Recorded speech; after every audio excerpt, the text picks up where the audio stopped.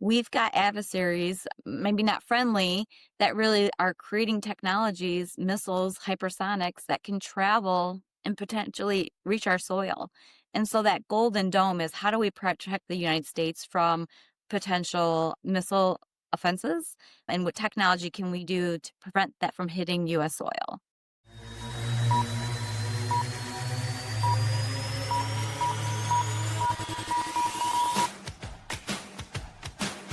From Others Over Self, it's Hardcore and At Ease, a show about people who are keeping their edge without going over the edge.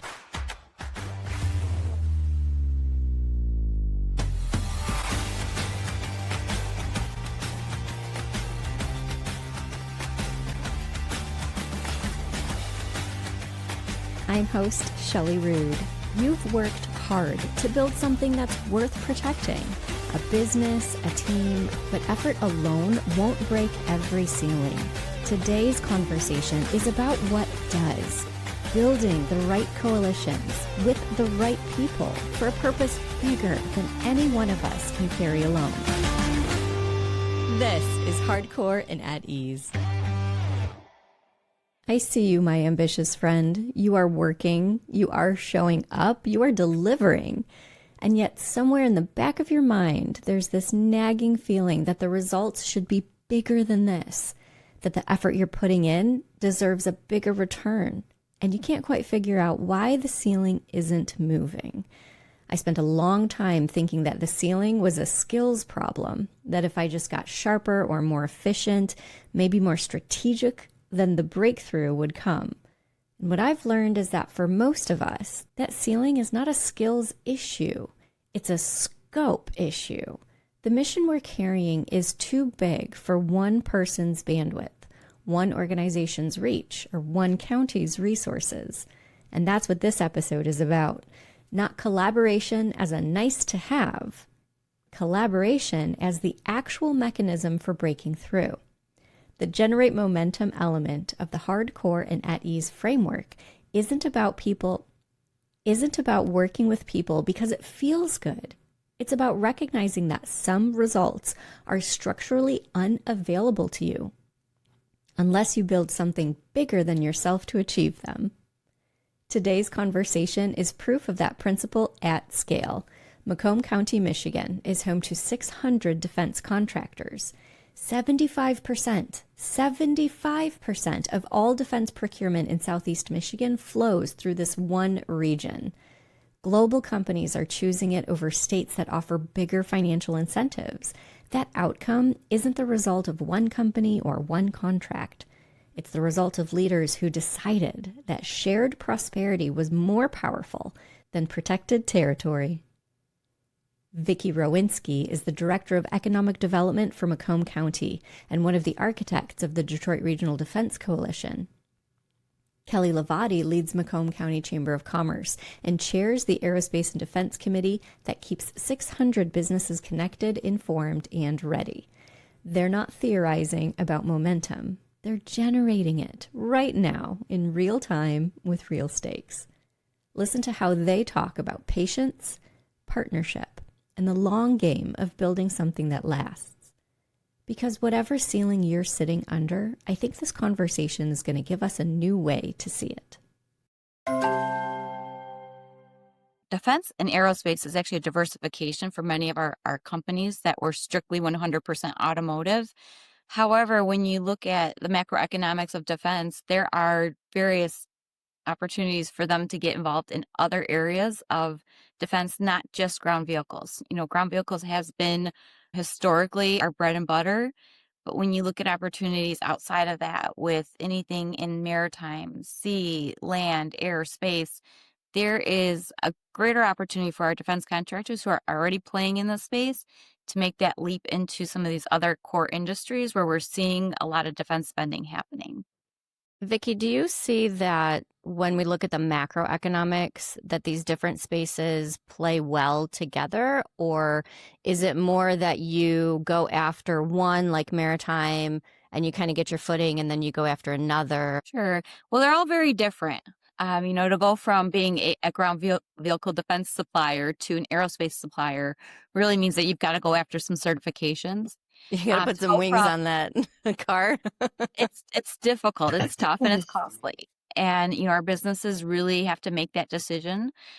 When you look at the maritime space, especially with the welding, that in itself is just a leap for these businesses to become AWS certified for maritime, which really, pinpoints to, why this is important to Michigan, why it's important to Macomb to build out that pipeline, that workforce piece that can speak the language of maritime, which is similar, but yet very different than traditional defense. It is. And you've mentioned this type of diversification before, talking about maritime and aerospace. So now that we have this M3 initiative that's operational at Macomb Community College, tell me about the data. You're always so good with your numbers. Which Yeah. specific data points or trends are you seeing that's really actually happening and it's not just word speak anymore? Sure. So, in talking with Macomb Community College that runs that program, the cohorts that have currently gone through the program, you're looking at high percentages of placement rates. I believe this last cohort was about 19 graduates. For us, we want to keep those graduates in Macomb County. We want to keep them in Michigan. However, there is a challenge because a lot of these jobs are actually not here. And so that means we've got to double down on getting those defense suppliers, especially those that are in that maritime space, to physically locate in our state and locate in Macomb County so that they're able to stay here. It's one of those where it's a talent attraction piece for us, but we've got to double down. Now, tell me about that. I want to know the things that Macomb County is doing right because this initiative required coordination from the Navy, the state, the college, local businesses included. What made Macomb be able to move this forward where other cities or counties that you've worked with may have stalled? Well, it's the perfect trifecta. So you've got government, industry, academia all coming together in the same space. So that was key. And I think that builds the foundation for what this becomes. There are other partners. When you look at some of the research that's coming out of University of Michigan, that is a top 10 college right there.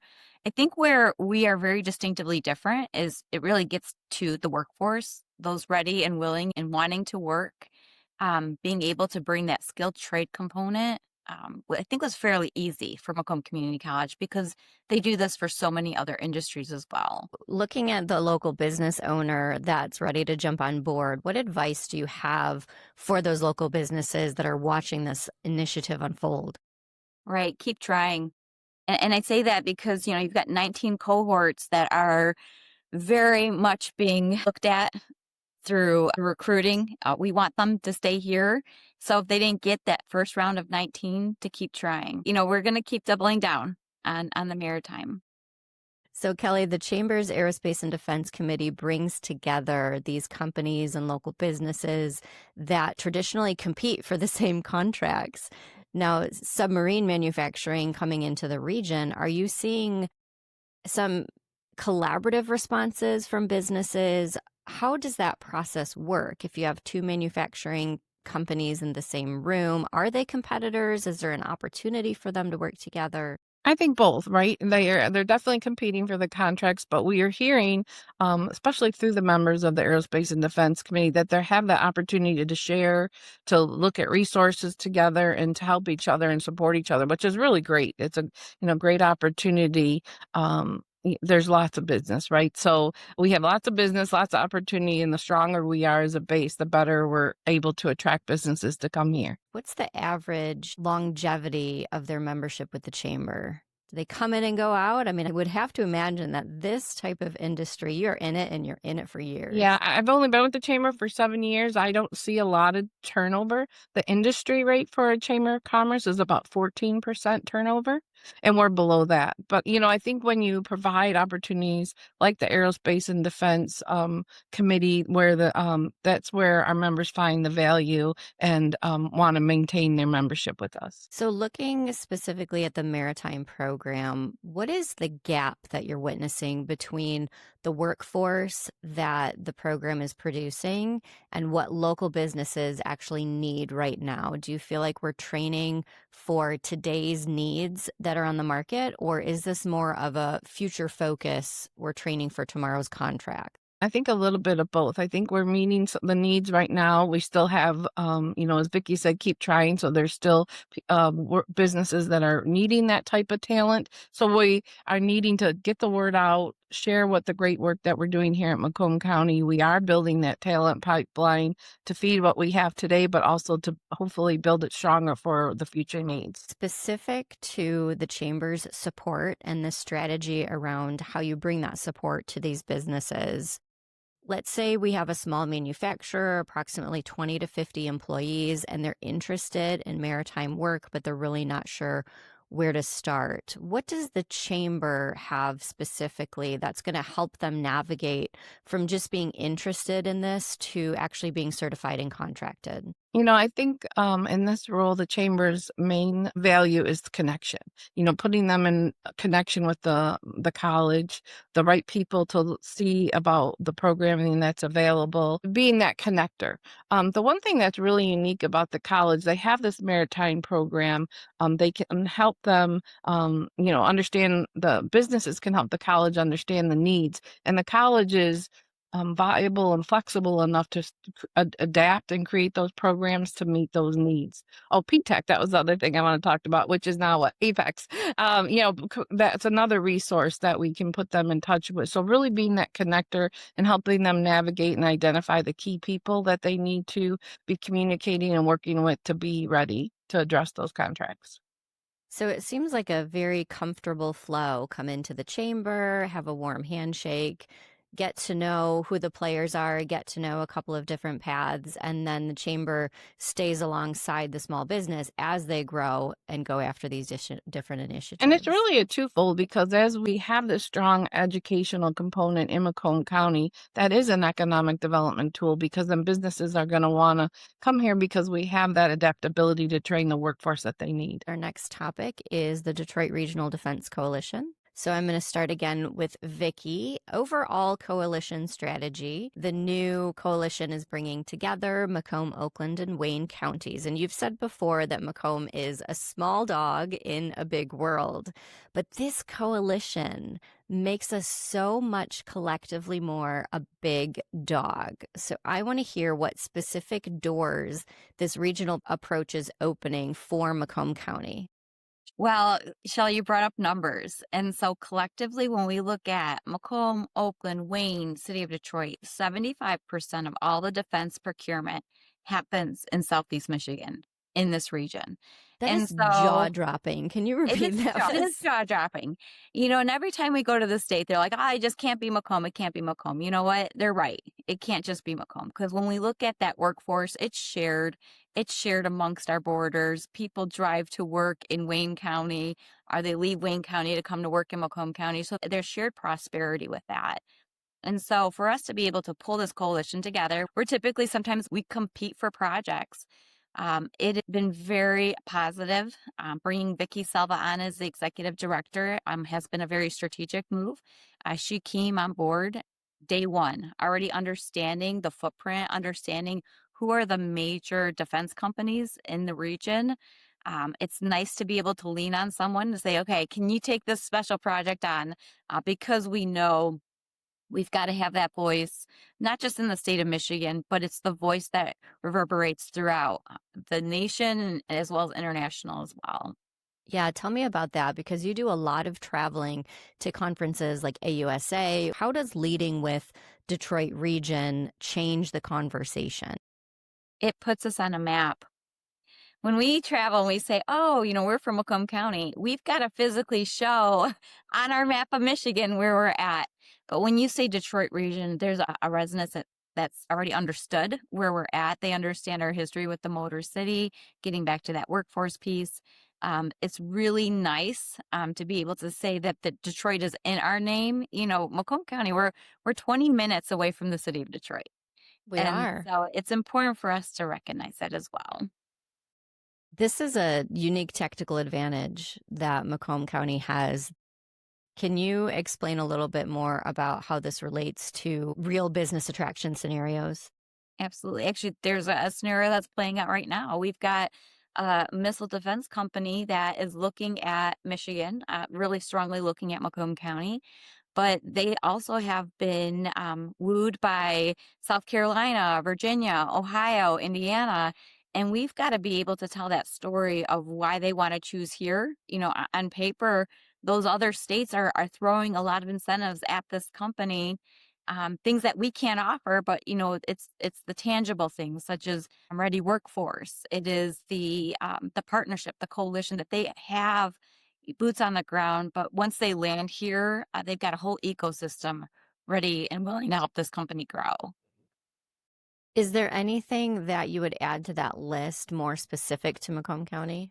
When we look at our history, our rich history, you can't ignore who we were during World War II, how we were able to, at a flip of a switch, really change our manufacturing for wartime needs. That doesn't happen overnight. That requires long-term relationships. Kelley brings up this A&D committee. The fact that this committee meets once a month, and sometimes the agenda is a little bit lighter. However, we're connecting. We're always a phone call away. We know who to call in the time of need. Having that, it's very turnkey. Economic development, part of the disaster response plan, if anything were to happen, whether man-made or natural, you've got to have these networks and they've got to be active. And the fact that we've got it already is pretty significant. Sometimes we don't understand the importance of that. We saw this during the pandemic, how we all had to come together pretty quickly. A lot of our businesses said, you know what, I can stop my machine and make parts for PPE. But being able to call up these business owners, talk to the CEO, they already have the relationship with us and they're ready to do the work. And one of the strategic advantages of that is that you can just go faster together immediately, right? Like you can hit the ground running. Whereas if you go to another state, for instance, that might have a different type of landscape feel when you're there, you're going to spend the first 5 years just trying to figure out your footing before you can actually get going with your business. Right. But if you come to Macomb County, it is all ready and laid out. And it's literally like just sit down, pick up that phone, and here's the list of numbers. You got it. It's all part of the supply chain mapping. But building those relationships with those 600 defense contractors in Macomb County, that requires a lot of work. And, we have a team here, our economic development team, they're boots on the ground, visiting with these businesses, walking the floors, seeing the capabilities. But also it's probably the most important is building that relationship with the CEO or the heads of these businesses so that they are always ready and willing and prepared. So you mentioned that coalition hiring Vicky Selva. 6 months in, what does success look like for the coalition happening in 2026? Sure. Well, we built something brand new. And so 2025 focused on actually just forming the organization, getting our paperwork in. It will be formed as a 501c6. It's a membership driven organization, but also looking at the SWOT analysis. What are the strengths, weaknesses, opportunities, and threats?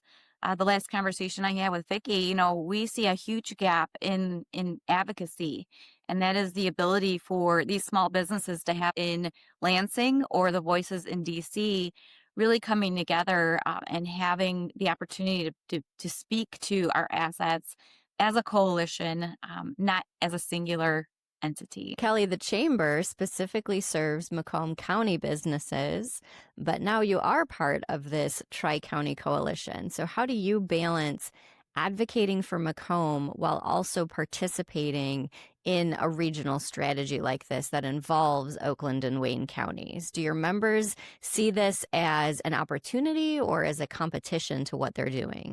I think it's a real opportunity. You said stronger we could be, or together we're faster. I always say together stronger, we're stronger together.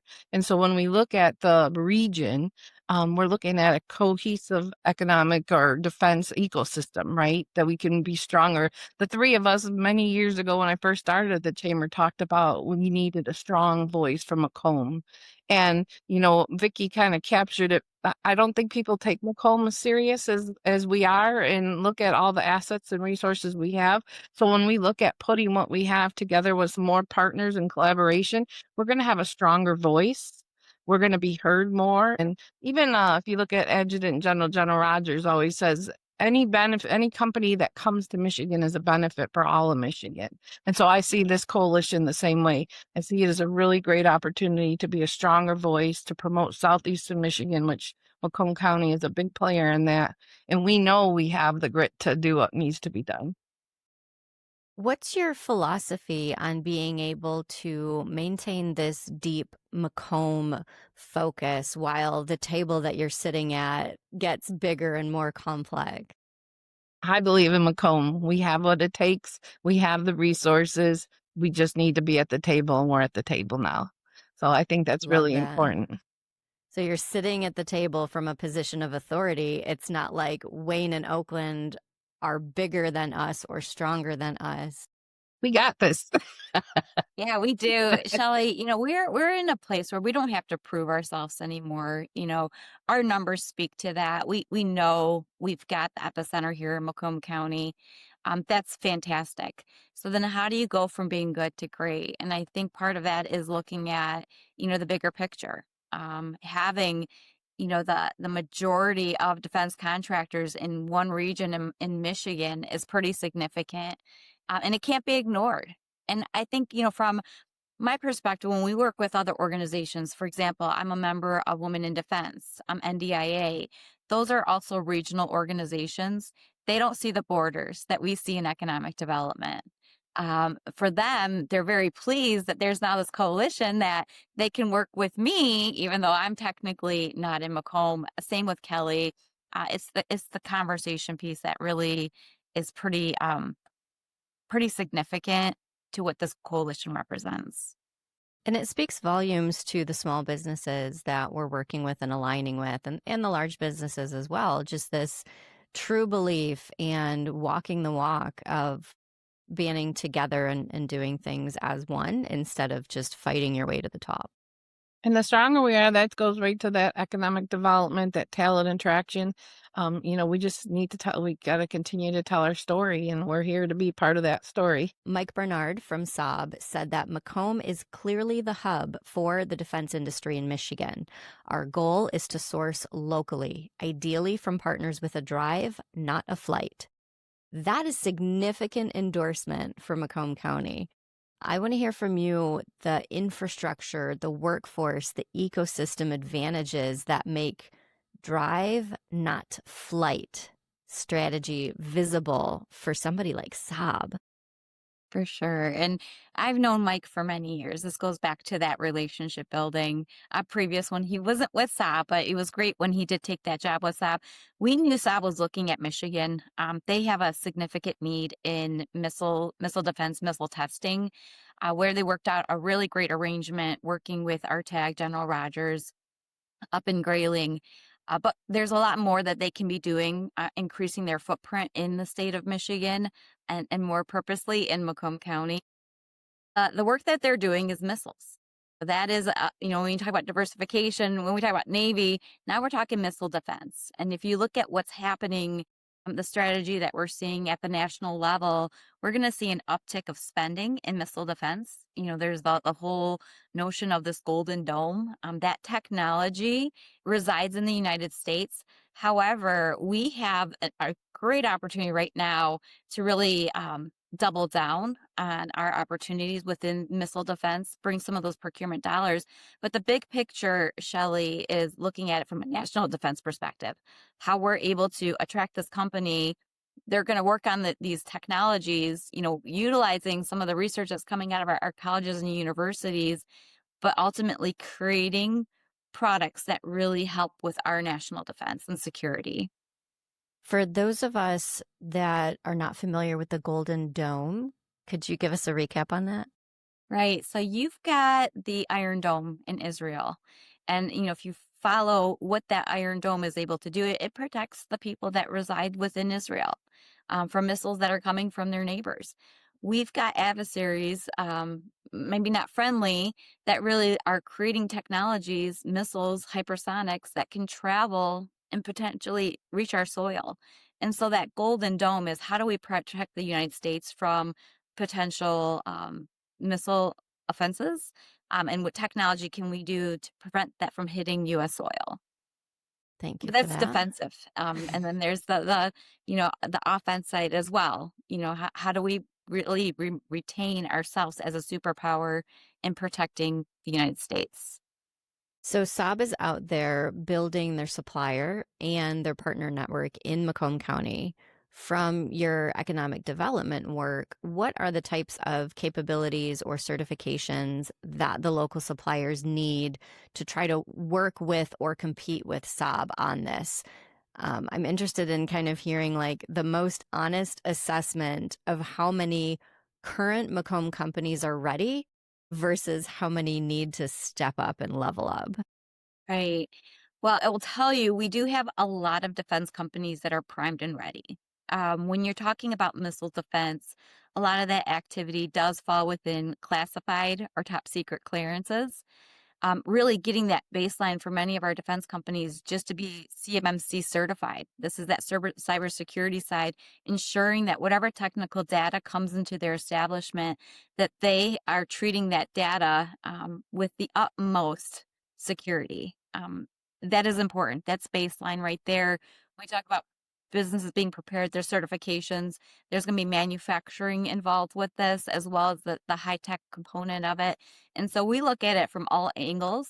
Yes, we absolutely have a supply chain that's very familiar with bending metal, looking at the metallurgy, but there's also a lot of technology that goes into that. And a lot of our businesses are prepared because of the work that they've already been doing, whether it's in aerospace or ground vehicles. You worked with Saab for 6 years before building their $143 million expansion.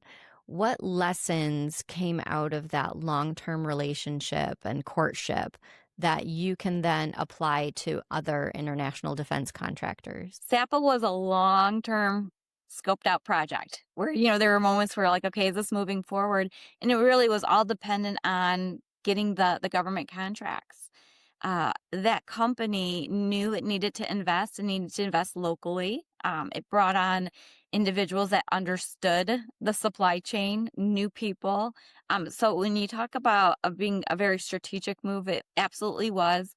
We're going to see consistent growth happening in that area. If you look at the platforms, the ground vehicle platforms, and the types of transmissions, the new Army transmissions, there's definitely now a new player sitting at the table that's really going to be seen throughout all the ground vehicles, just because the level of efficiency that this transmission provides. That is one example. But when we're talking to international companies, we've got our international landing zone. This is something that we've been in partnership with Velocity.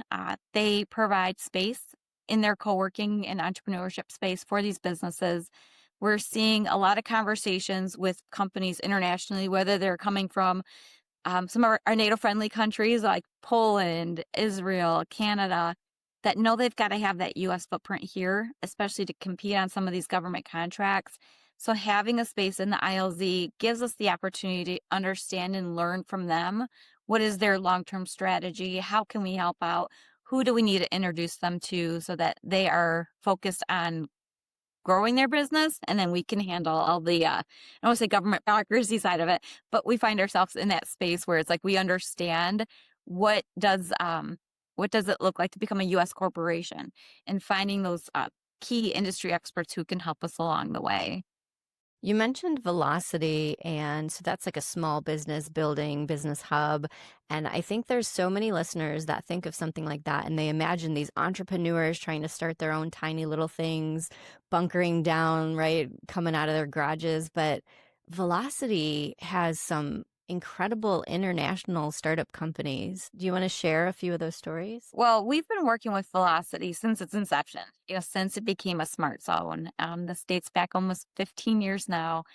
It has been one of those areas where I see it as where the creative collisions happen.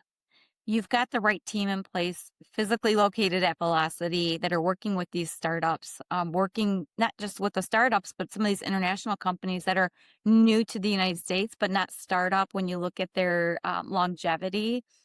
Going back to Sapa, that's a company that goes back to the 15th century. They've always had a footprint. The conversation we're having with Sapa now is, let's look at your supply chain, what you've got in Spain, that those long-term lasting relationships. Would they be interested and moving here. And they can use our ILZ similar to how SAPA was able to do that.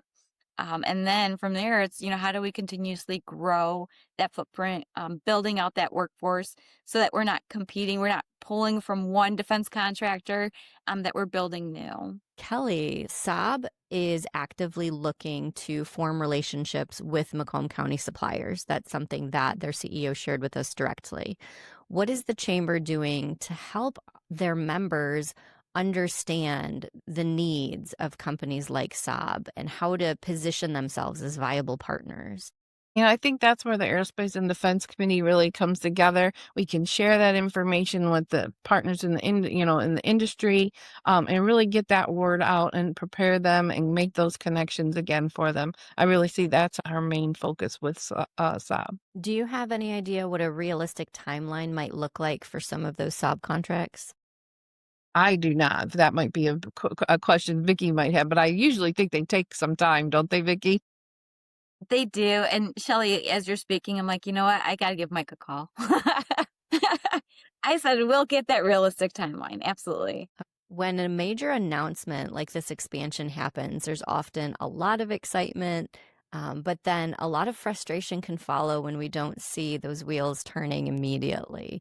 How do you help your chamber members to stay patient and stay persistent while they're really trying to position themselves for these opportunities that can take upwards of 12 to 18 months or more? I think the key is communication. Vicky talked about her team, and the chamber can do the same as walking alongside those companies, helping them understand the process, keeping those connections alive, reconnecting, or we're helping them work through some of that red tape, but really just walking alongside them, and letting them know. If it's 12 to 18 months, then you kind of you start to build in that patience. But it's when you sit in limbo and don't hear anything from anybody that can be really frustrating. And that's where I think the chamber and also the economic development team at the county do a really great job of having those strong relationships and walking alongside those businesses. You do. And I know as a government contractor myself, you said it, the government can, intentionally be mute on a lot of things. They'll say we're doing it and then they're quiet. And it really does feel incredibly helpful when you have an element like a chamber that can sit in there as a sort of ombudsman to calm the fears and enhance our ability as human beings as we try to run these businesses and drive productivity forward. When we look at Saab, when we talked about having that voice, them coming to Michigan and looking to Macomb County for suppliers really sends that message out that we're looking to portray for Macomb County and Southeast Michigan, that when we look at global defense companies, we're ready. We stand ready to supply what you need to do, to manufacture what you need to do, and we have the partners and supply chain here to accomplish the mission. So I think it's really significant for Saab. And then as far as we talked a lot about velocity, I think that's just such a really great tool. I've gotten to learn and walk alongside SEPA a little bit and really hear the story about how they were able to come here and start out small and grow, and the supportive services that Velocity provides. And I think that's really important to our business community, especially when we're looking at bringing in those international partners. Just revamping the newsletter in this particular project is a tangible shift towards a direct, actionable intelligence that's coming from both of you as industry leaders. And so looking at these three major developments, the maritime training, the regional coalition, and the Saab expansion, what is the single most important action that a local business should take in the first quarter of this year to position themselves for success in the Macomb County defense ecosystem? So I'm going to echo kind of what we've said on this call, is really looking at forming that relationship. I think the greatest avenue to do that is through the Chamber's A&D committee. So, we've got a newsletter, yes, that goes out once a quarter, but the conversation's happening daily. And part of the A&D committee is to have those conversations, those roundtable discussions. There's no cost. And it's always great to hear what's being shared around the room, whether it's we're getting, up to date, latest on Selfridge with the big expansion happening there and the new fighter mission, whether it is updates happening with the Detroit Arsenal. There's some things going on with their Army transition, but to hear it directly from the source and then have that conversation, I think that's the best way. But we've got an exciting 2006. We've got an air show coming, which we're always really excited for the opportunity to showcase what's happening with our hometown base. We'll be back at AUSA in DC. A lot of prep goes into that, but locally, a lot of our local events. NDIA hosts the MDEX. This year, it's going to look a little different with the partnership with AUVSI. And then we've got the big GVSES conference. That one's all technology-based engineering. Exciting times, but for us, we'll continue with the momentum of what we've already been doing. It is exciting times. And so Vicky's one thing to do this quarter is to subscribe to the Aerospace and Defense Committee newsletter called Macomb A+D Intel. All right, Kelley, same question for you. What is one action that our local businesses can take to jump on board this train specifically in this quarter? I say get involved, reach out. This is not a journey that you have to do alone. We always talk about Macomb County having that family type of relationship and environment. And you have a lot of great partners with the county, with the Macomb County Chamber, with PEX, and that are here to walk alongside, and you don't have to navigate alone. So reaching out, getting involved. The Aerospace and Defense Committee is a great way to make some of those connections, but there's other avenues too. A lot of resources available. Don't walk alone. All right. And now let's close out with this question, kind of expanding that scope from this first quarter to the next 6 months. What's one development that each of you are working on right now, whether it's an upcoming event or a business attraction effort, even an infrastructure project that the newsletter readers should have on their radar? So our last newsletter, we did talk about Selfridge and some of the major projects that are happening. We're looking at about $1 billion in infrastructure improvements. Just $1 billion. A lot of those projects are moving forward. We've got a new wing commander over at Selfridge. We've got some time on her calendar. We want to move forward a supplier day where our businesses can look at on the infrastructure side how they can get involved with that. There's been a lot of interest since our last newsletter. A lot of people reaching out saying, when is this industry day going to happen? Wanted to give Brigadier General Volker the opportunity to get settled into the role. But yes, it will be happening, and we'll keep you guys attuned to that. Excellent. Thank you. Kelley, how about you? What's the Chamber got on their calendar in the next 6 months? The Chamber is a big part of the Base Community Council. So I sit on the Base Community Council, and we are also a part of our foundation as a fiduciary for the air show. So we are well underway putting together the 2026 air show. Very exciting. And have a great team both on the base side and the community side, putting all their heart into an upcoming air show on May 30 and 31. All right. Thank you both so much for your updates today. Any alibis or last thoughts? I think we're going to see a lot of opportunity for small businesses. Kind of getting back to the teaser I mentioned in the beginning, Shelly. When we look at some of the directives coming from DC, how they're looking at traditional procurement opportunities, really flipping it, where it's always been the prime gives the small business some of the opportunities where these small businesses are looked at now as encouraged to be the prime and include your large business. That is Something we haven't very seen. exciting. And- Kelley, how about you? Yeah, something I wrote down, and when we, again, going back to Saab, when we look at that global company saying that Macomb is most likely the place that they'll build the partnerships, that's not by accident. That is through many years of intentional investment and relationship development. And I'll say it again, Macomb stands ready. We're excited for the future, and we have a lot of great opportunities ahead of us. All right. Thank you both so much for joining us today. Thank you, Shelly. Thank Good you. to see you, Kelley. We all Good have to see red you on too. today. We do all have red on today. That's a fun element. My lights just turned off. Perfect timing. Look at that. We're good to go.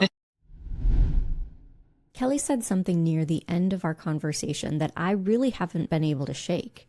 Don't walk alone.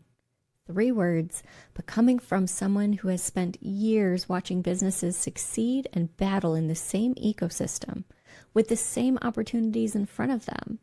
When she says this, it's not a platitude, that's a diagnosis. The businesses that are positioned for Saab contracts, for Selfridge supplier days, for the $1 billion of infrastructure that's moving right now, they didn't get here by working harder in isolation.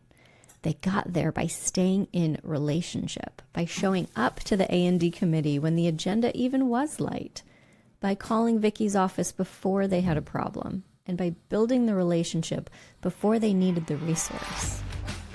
That is generate momentum. It's not urgency, it's not hustle, it's not more hours. It's the compounding return on consistent, strategic presence with the right people, in the right rooms, over the long game. So here's what I want you to sit with before next Tuesday. Where are you walking alone right now? And what would it cost you to stop? What room should you be in that you haven't walked into yet? What relationship should you be building that you've been putting off just because you didn't think you had enough to bring to the table quite yet? You don't need to have something to bring. You just need to show up. And that's how the table gets built. That's all for today. I'm host Shelly Rood, and you can count on me every week with powerful conversations like this one about mission-driven momentum. I'll see you next Tuesday solo, and we're going to talk about something that I think a lot of us are navigating quietly right now. There are seasons in life that are just harder than others. Not because you're doing something wrong, but because that's the nature of certain wilderness seasons.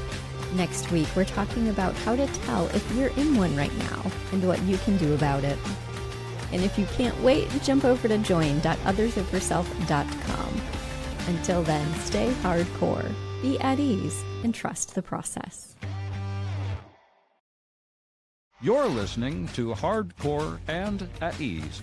Keep the conversation going at join.othersoverself.com.